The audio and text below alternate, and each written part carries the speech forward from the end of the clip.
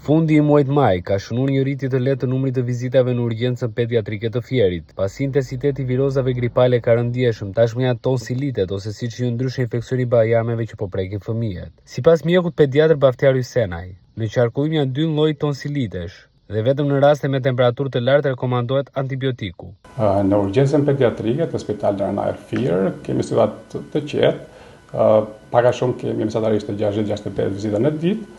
Në përgjithësi kanë qenë gjendje të mesme, gjendje nuk kemi patur, shumica marrin bekim ambulator dhe kthehen në shtëpi.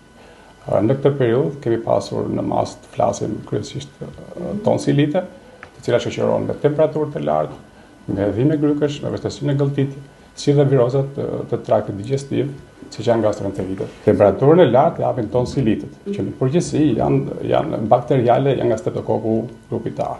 Por kemi dhe tonsilite virale. Moti i paqëndrueshëm i pranverës si shoqëruar me ndryshime të forta të temperaturave të ajrit kërkon sipas mjekëve kujdes të veçantë për të vegjëlit. Shmangja e ekspozimit në diell për fëmijët është rekomandimi i përsëritur i mjekëve pediatrë krahas ushqimit të shëndetshëm për të përballuar më lehtë virozat që priten në vazhdim.